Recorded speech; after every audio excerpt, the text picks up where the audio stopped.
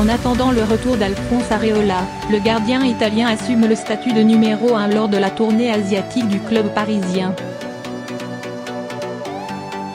Un avant-goût de ce qui se profile cette saison pointe Gianluigi Buffon dans ses œuvres.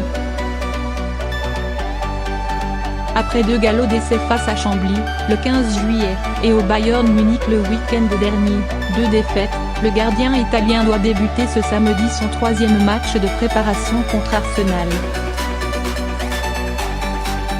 L'occasion pour le champion du monde 2006 de prendre ses repères et, déjà, de marquer son territoire.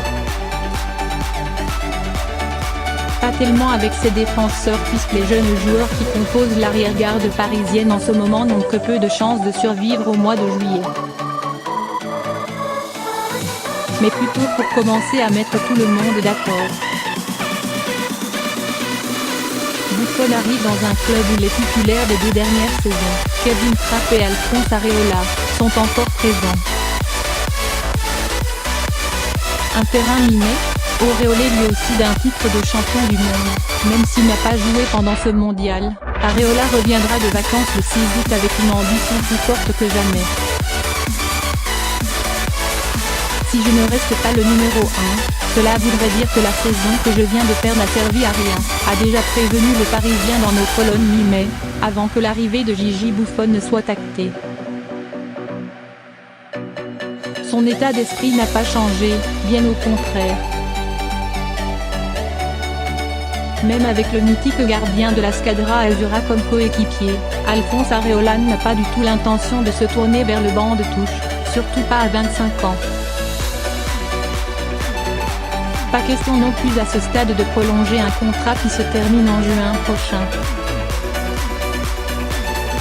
À 40 ans, il est encore très fort sur sa ligne. Pour le moment, rien ne lui a été clairement explicité. Un partage équitable du temps de jeu est-il envisageable entre lui et Buffon, suspendu pour les 3 premiers matchs européens de la saison? L'un pourrait-il disputer la Ligue des Champions alors que l'autre se concentrerait sur le championnat? Ces 2 hypothèses semblent à ce jour très chimériques. Buffon ne sort pas de ses frontières depuis la première fois de sa carrière après 17 saisons à la Juventus pour partager la lumière et endosser un rôle de numéro 1 ou 2. Surtout pas avec un contrat à 5 millions d'euros net d'impôts par an, une 2e année figure en option. J'ai toujours été un joueur qui s'est battu pour avoir sa place sur le terrain, avait-il lancé lors de sa présentation à la presse, le 9 juillet, mélange d'ambition et d'humilité. Reste au meilleur gardien de tous les temps, dit Leonardo, le nouveau directeur sportif de l'AC Milan, de prouver qu'il n'a rien abandonné de son talent. À 40 ans, il est encore très fort sur sa ligne, estime Landry Bonnefoy, gardien français actuellement sans club qui a côtoyé le phénomène à la Juve entre 2004 et 2006. Mais il a forcément perdu un peu de réactivité. Il n'a plus ses jambes de 20 ans, un détail qui peut compter même si l'essentiel est sans doute ailleurs. Tout le monde va vite comprendre que c'est un très grand monsieur, avec une grande personnalité, appuie son compatriote Marco Verratti. Il ne parle pas pour parler. Quand il le fait toujours bien, pour aider l'équipe.